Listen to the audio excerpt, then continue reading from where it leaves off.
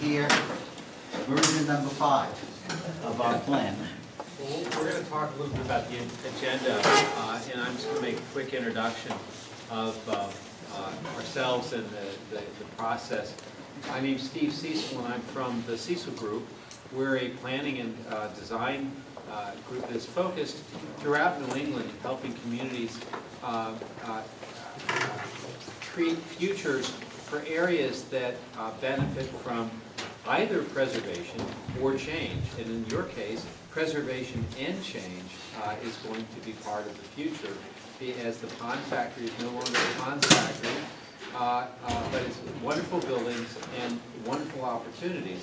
Our work, this is Josh Fiala from our office, who has been managing this process, and Todd Bryant, who is our historic preservation specialist and has been contributing key aspects to the process, because, as I mentioned, this is a project to try to understand how two highly related pieces, the neighborhood and the district of historic buildings around the Unilever property, the former Ponds factory, and the Ponds factory, which in and of itself has a fantastic historic core, but is no longer going to be making face cream in the future.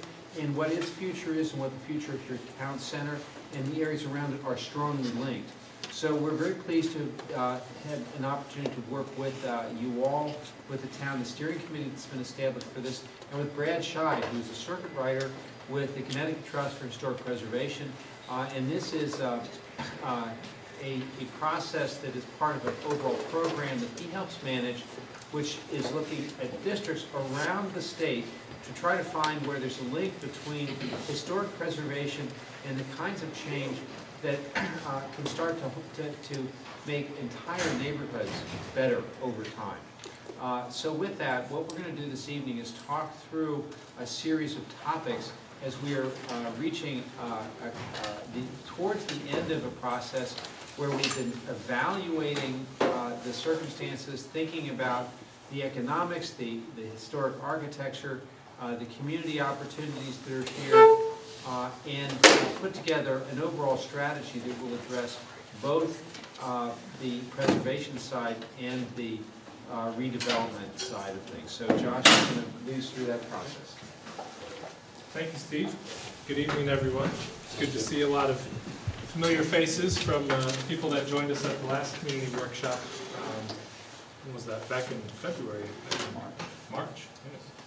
So we've been working over time with the steering committee to develop some ideas. So members of the steering committee, this might be a little bit repetitive, but what we wanted to do was come out to the broader community and get reactions tonight before we start putting pen to paper on the final report, putting together all these strategies. Our agenda for tonight, we're going to review a little bit of the process that we've been through, some of the feedback and comments we heard from the community last time we were all together, and then looking at an overall series of strategies and approaches based upon some studies that we've done, which result in the third agenda item, which is an implementation strategy, which is really the meat of the next steps, the follow-on to this report, which are really wrapped up in some town actions, which are very important and critical to how this property and the area around it can proceed. And then we have some illustrations of one idea of a future for the property, but it's reasonable for us to just state at the outset of this presentation that we're not developers of the property of any kind. We're working with you all to come up with a feasible future and some ideas about it. So all of the illustrations and ideas that you see are not a real proposal. We're just at the very front end of a process here, which will involve other members and other parties, private actors, and a whole series of maneuvers over time. Then we'll look at some next steps and how this will all proceed. You probably can't read the fine print, but as you can see, we've been on about a 6 to 8 month process. We're nearing the end of that process. As Steve mentioned, we're sitting at a community meeting. We'll have one final steering committee meeting, which we're hoping to have some of you back at, as well as we kind of talk about the final changes to the report that have occurred from your feedback tonight. So we'll make sure that that's well publicized. The date has not yet been set, but we'll move forward from there.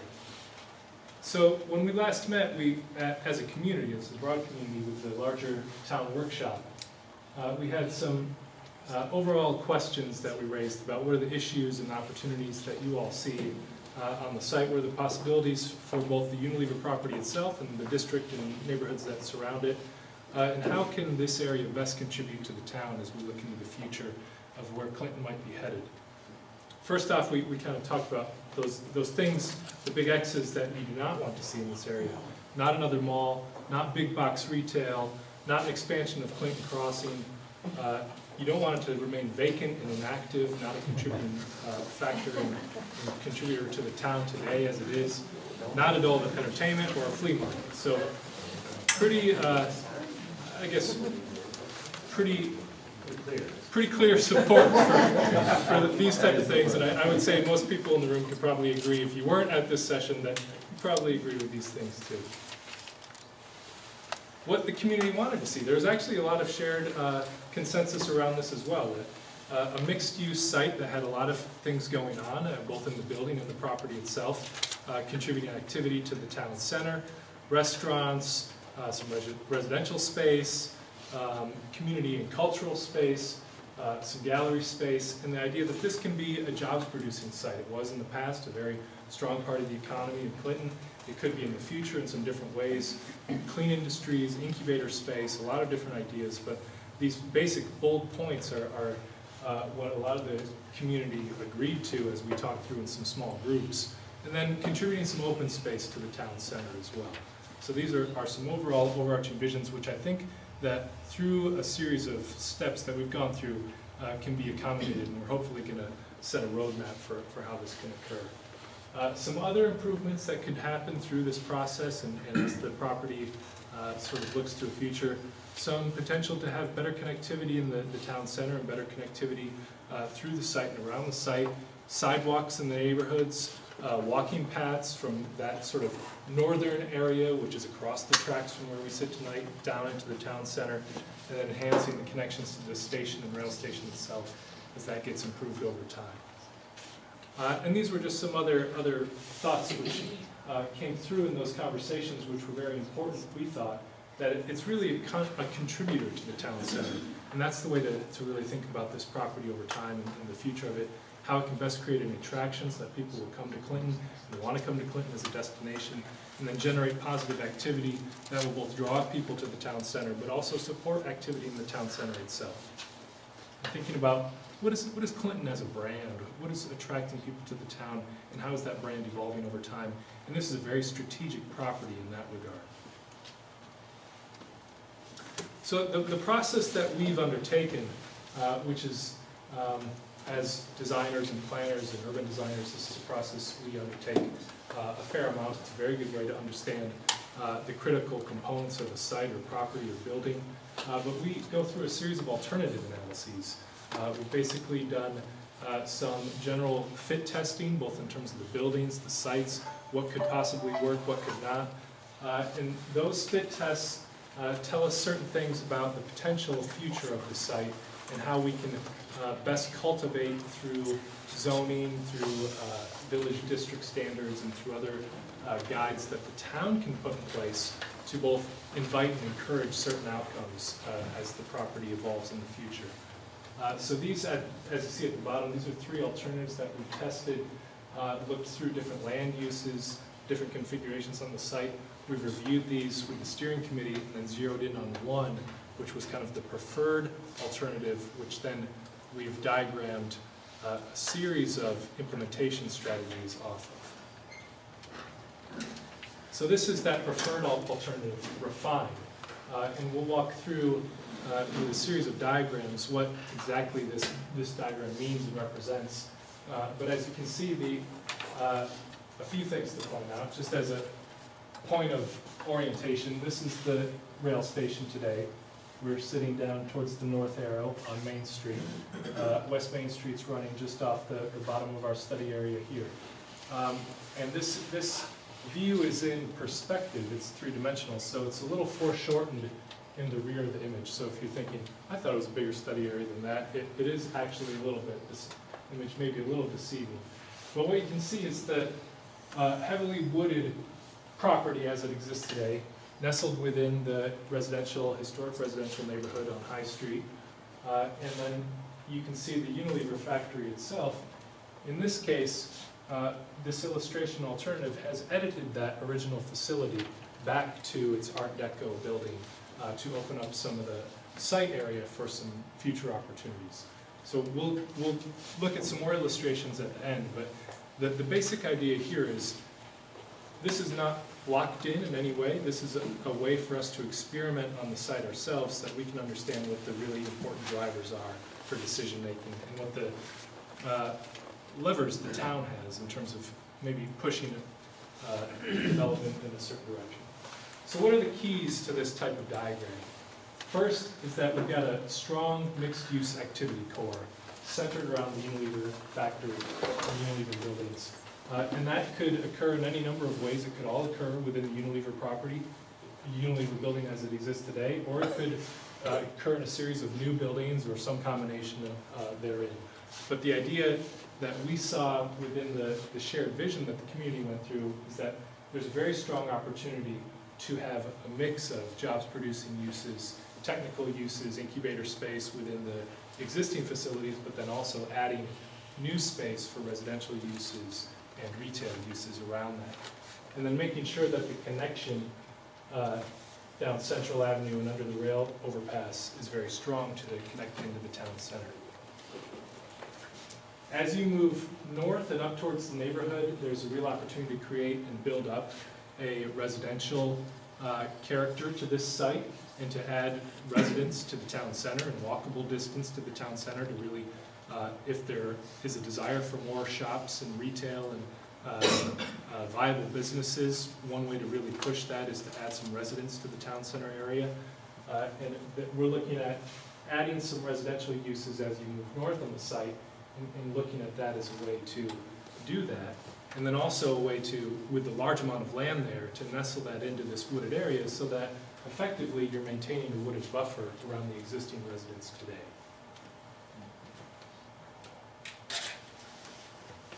These new activities are built around some shared and linked open spaces. There was some discussion about some conservation land up as you get further north.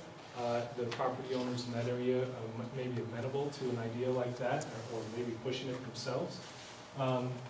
The spaces around the new buildings or the Unilever factory would be basically built up in our imagination like a campus, which is centered around open spaces and has walking paths and linked areas where people can walk dogs, play with kids, all of that. And a big part of the circulation network is a series of new streets, sidewalks, and connections that crisscross across the site, basically connecting across from North High Street to John Street in a more straight and direct manner than it is today.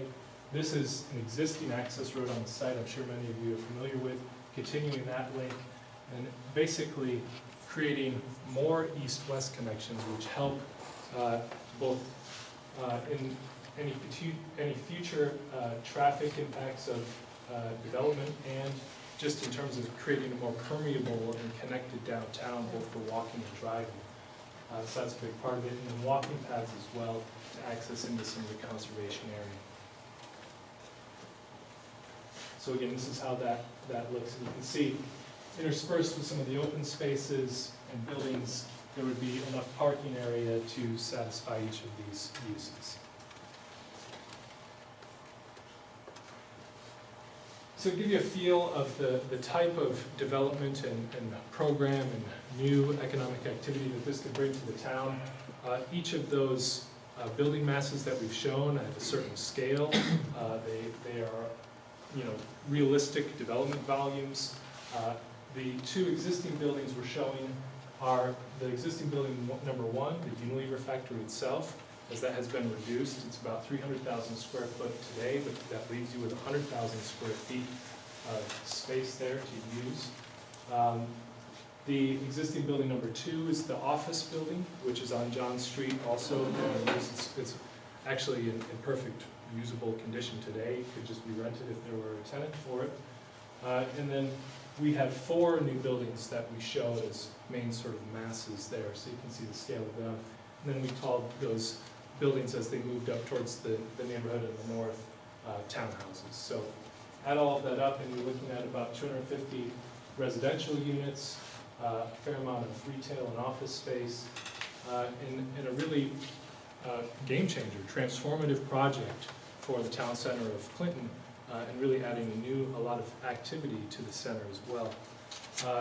We'll talk a little bit about this, but it wouldn't all happen at once. It could be happening over a series of phased implementation portions, just because of the economics of it all. But I'll get into that in a second. So the real purpose of all of this strategy is to think about what do we learn from this in terms of playing around with alternatives and different uses. First, in terms of architectural ideas, what we really learned is that there may be some editing of the Unilever facility that would be beneficial to the site and overall future development, but we wouldn't want to go any further than what we showed in this illustration, that you really want to maintain the historic Art Deco building, which is a key, I think, image sort of maker and placemaker in the town of Clinton as you come right into the town center. It's a very distinctive facade. You want to keep that. It's a big part of what people think of and associate with Clinton. You want to keep the office building intact. That you couldn't build an office building that large on the site with the parking it has in any better or different today. So that is a good space to be reused as it is. What we've marked with threes here, we showed in our scenario that this could be space that is removed. In fact, it could be used. A site plan like this could be accommodating either way. But that part of the structure, depending on the market for incubator space or the type of client or tenant that a developer might be able to attract, they could edit as much makes sense for their own needs based upon the structural grid of the building. It would be relatively easy to move that line back and forth. There are two areas that we've shown in red with 4 and 5, which really don't make much sense from a site circulation and architectural standpoint to keep. These are a lot of the outbuildings and tank farms and remnants of an industrial past that if you can clean up over time, that could provide some new opportunities on the site. And then new construction, and what we've shown is some pockets and clusters of townhouses. The recommendation from an architectural standpoint would be that, in general, that's compatible with the neighborhood uses in the historic surrounding context. So you can see here, this is the entirety of the existing facility, and those portions of it which we removed in our scenario in red, and the amount of square footage that is. I guess the counterpoint and counter-argument to this type of scenario is that built space is cheap space, and if there can be a short-term use in terms of incubators or filling of that in with any other type of business that might just like it how it is, then you may want to keep a lot more of that space because it's there and ready to go. It also tells us there are some important aspects of preservation, some of which I just touched upon. The first being the Art Deco building, the original building there. Definitely want to keep it. The idea of the residential gateway into the town on High Street, there's a lot of historic buildings there, as Todd will get into. Those are an important part of preserving the look and feel of the town and the arrival sequence into it. And also conservation area, that wooded area which is at the center of the large block here in the study area. These are all important pieces to preserve in the future. A couple key points in terms of site development patterns that this exercise tells us about. The first is the general manner in which we've depicted things, and this would be, I guess I should say as I'm going through this, all of these are things which we can put into design standards, and we'll talk about design standards in a moment. But these are all lessons that we've learned through this exercise that would get a little more formalized. So building clusters with orientation to open space in the street, we're trying to recreate a lot of the traditional building patterns that Clinton already has such a great wealth of, that reinforce walkable neighborhoods and walkable places that are pleasant to be in. So we've shown that in our diagram. An improved street network with connectivity across the site better than there is today. That's a very important factor with the pedestrian network as well. And with parking, the parking is integrated into the site plan such that it's not a feature, it's not overly in your face, that it's there and useful and convenient, but it's not a strip mall type look or feel. And then lastly, the areas we've dashed here, 5, there's plenty enough site room, and we're not even, in our scenario, very close to maximizing all of the site, that you could have adequate buffers to the existing neighborhoods that are there today. So it really would be tucked within the woods, but not that visible from any of the existing streets or backyards.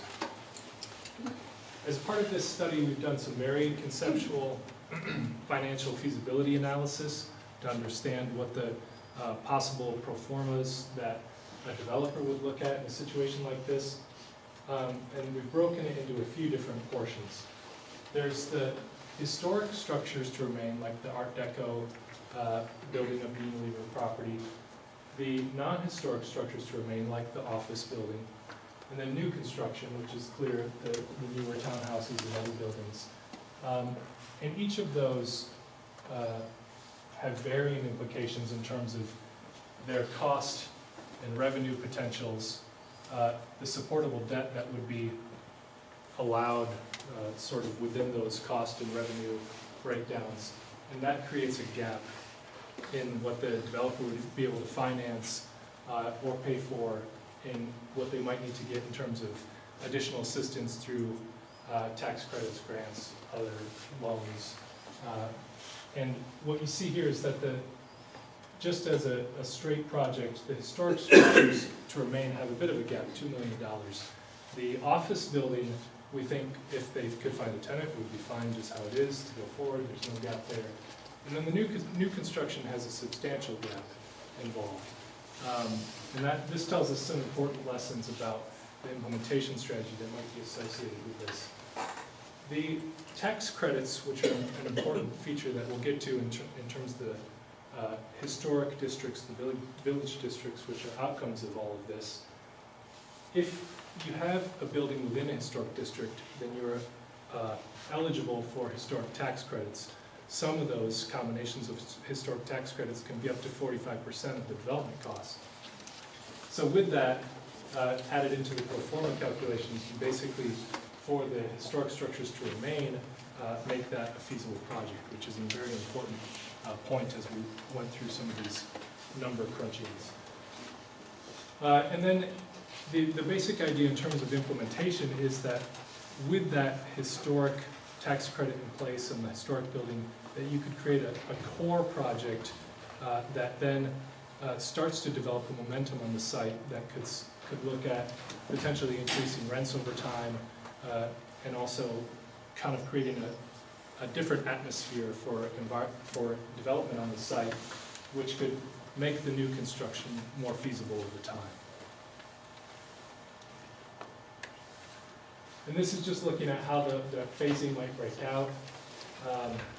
As a part of this study overall too, we've been working with FXM Associates, who are market economists. They estimate that the residential absorption, which is the amount of units which the market could bear each year, to be about 30 to 40 units.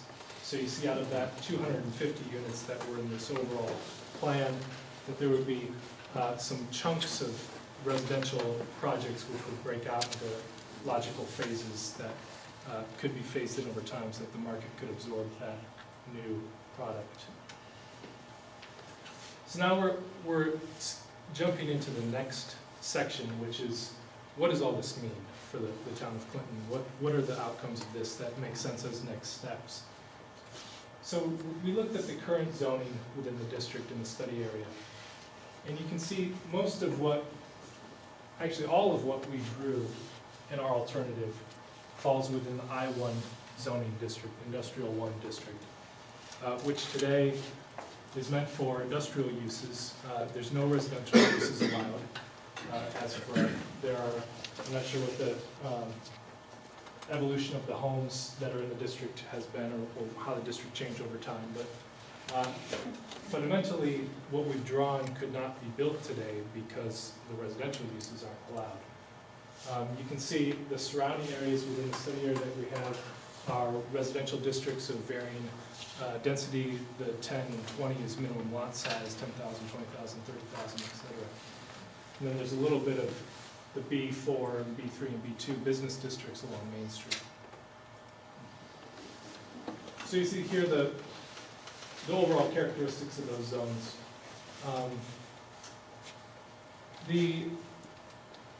I would say that the dimensional characteristics we're consistent with. We haven't drawn anything that's out of scale with the overall dimensions that are shown here, 3 and 4 stories of maximum heights, which are consistent with the I-1 zone today.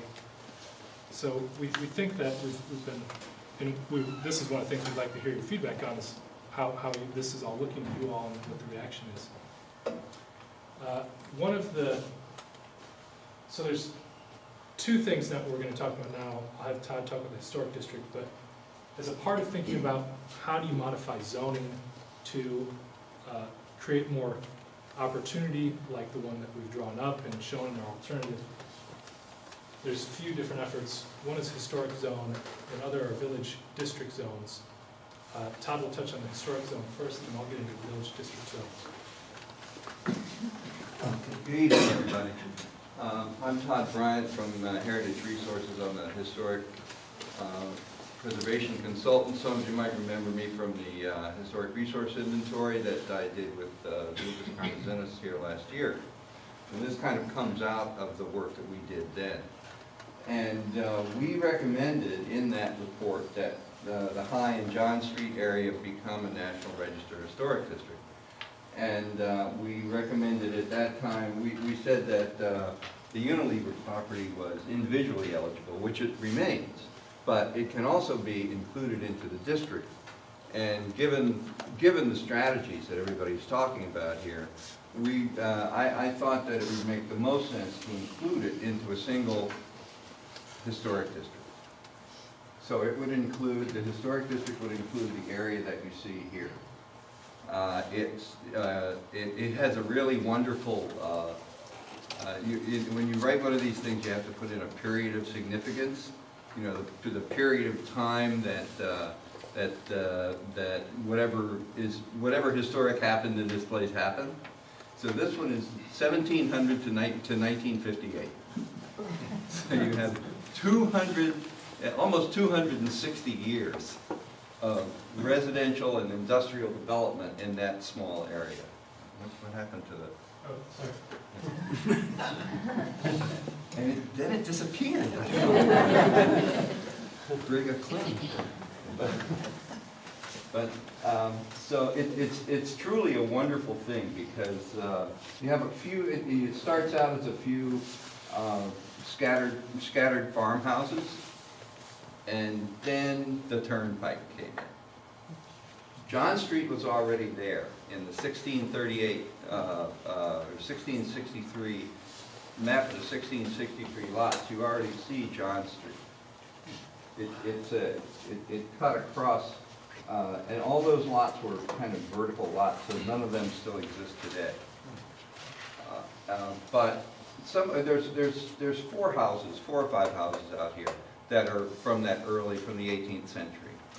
But then, as soon as this, in 1813, as soon as this turnpike came in, people started to build. About 7 years after that, in 1820, people started building houses. And they started down here, and they just started moving up here. They kind of stopped. There was a first batch from 1820 to 1860. Everything stopped during the Civil War. Started again in 1870.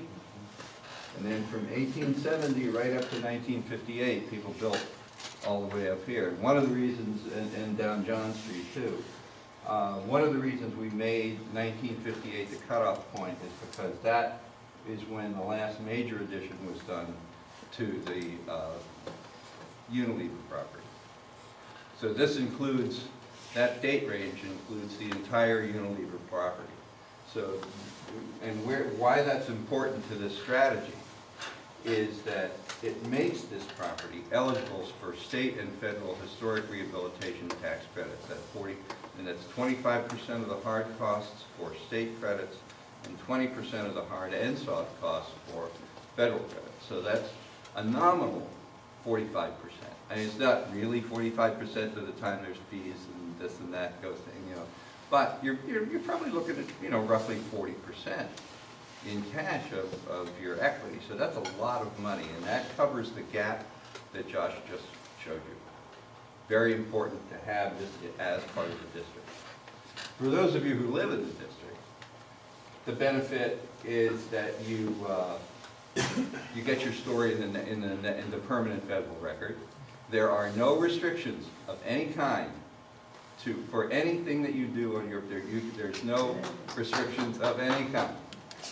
On use, color, anything, no restrictions, nothing. Nothing happens. Lightning does not strike, the earth does not open, it's all the same. And it's starting in July 1st, 2015, unless the legislature changes its mind, individual homeowners will be eligible for the state historic homeowner rehabilitation tax credit. And that formula is still kind of in the works, but that's what this is all about. There are many advantages to it, and the biggest one is probably for the redevelopment is to incentivize a developer to come down here and do something with this property. Thanks, Todd. And here are some of the specifics of the district that Todd was just talking about. And as a part of our process, we're creating a draft application for the historic district. Oh, you want me to finish this? I didn't even see this. No, that's fine. My own thing. I think we pretty well covered it, but this is just some of the information that goes into that application. So as companions to the historic district, we're thinking about two village districts which would replace the existing zoning districts today.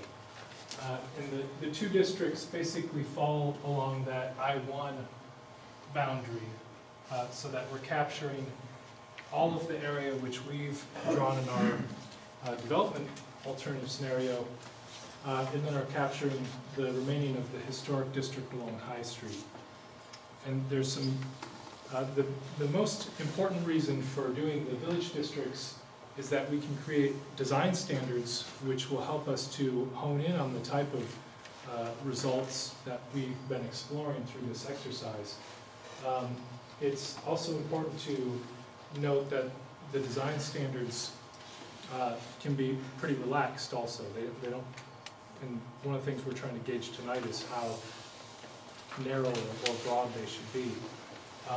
But the general idea is that we want to limit certain outcomes like adult entertainment or strip malls that you all saw at the very beginning there.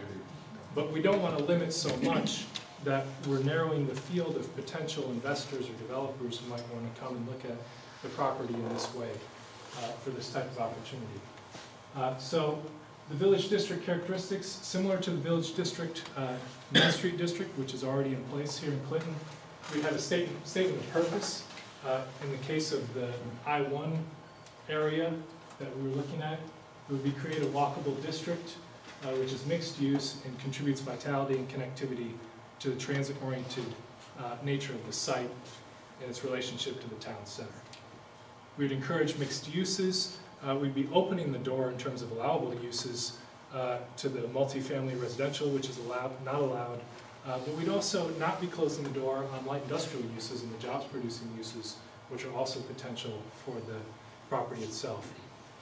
The characteristics that I described, the dimensional characteristics, are not dissimilar from what they are today. And one thing that is important to mention, though, is the incentive that reducing parking ratios in terms of parking minimums also brings. It allows developers to provide the parking that they see as necessary to support the development, that they're not required to invest more money into parking than is needed. So that's a big part of it as well.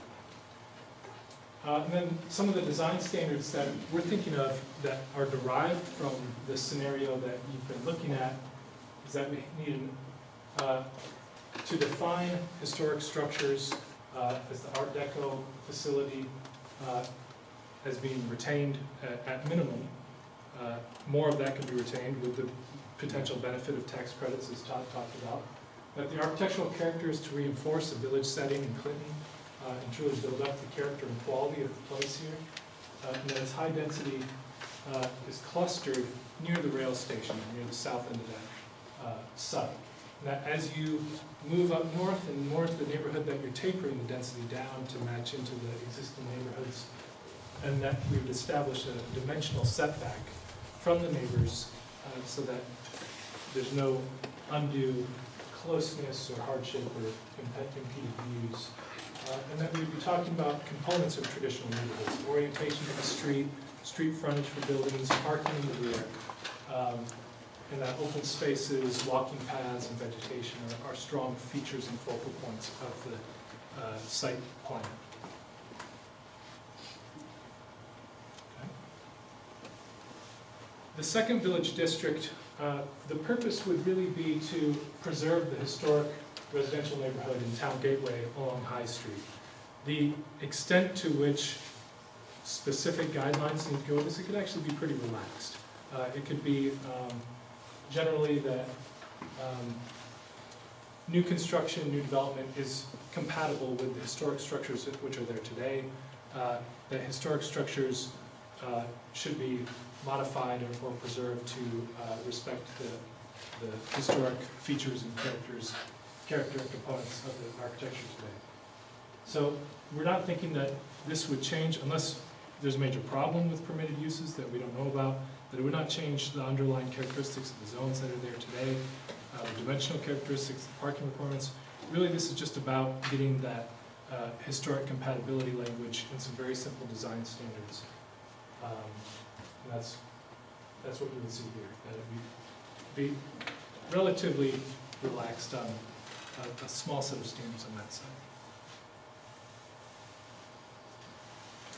Other considerations for the town in terms of this overall idea is looking at some connectivity improvements that could be pursued potentially as independent projects, as infrastructure improvements, particularly the underpass connections for pedestrians, and the connection here, which is the pedestrian pathway, which was where High Street did once go through. Putting some investment there over time would help to make this overall connectivity network work. Potentially working through, it's hard to tell what sort of arrangement might come in terms of the developer and their proposal in the future, but the town could work with that developer to think about street improvements and infrastructure improvements on the site over time as well. So we'll round out just with a few other views of this scenario that we saw, and then we'd love to hear your comments on it as we are looking at ways to improve this whole set of package of ideas. Could you stand the previous one? So this is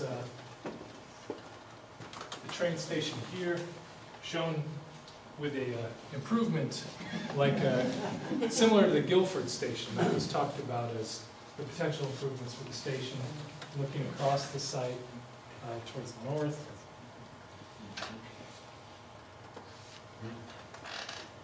This is we're up in a hot air balloon over North High Street, looking back down towards the town center.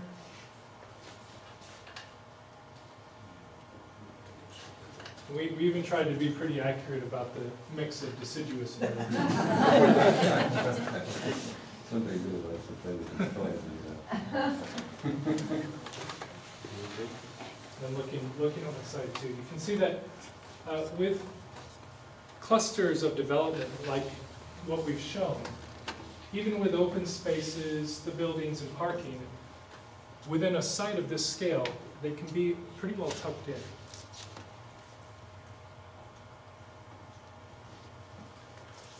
And this is a lot of what we've already talked about, but just in terms of next steps, where does the town go from here with this process, and looking at what the report is going to be saying. Filling in and working through the specifics of the village districts, we'll be doing that as we wrap up the final report, but then looking at adoption of those districts and the process to do that. Creation of the historic district, you'll kind of be right at the threshold to do that. Partnership and communication with the current owners, and trying to get those lines of communication up and running and working, building off of this type of vision and effort towards sort of future benefits together between private ownership and the town. Street and sidewalk investments, talking with other owners potentially about conservation agreements or some other arrangements with some of that open space.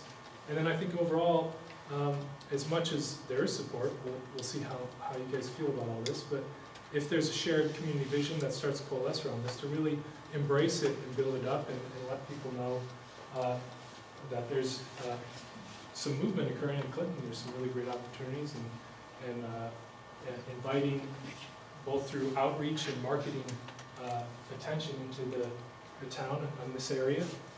And then if those wheels start turning, to really start to create an expedited permitting process so that if there are people really desiring to move forward with a vision like this, that they have a very clear, predictable, and transparent set of steps, which development entities always like transparency, so that would be a good next step as if and when this process really starts to get some legs. So with that, we'll just open it up. We don't have necessarily a structure, but we would love to hear any and all feedback and comments you all have.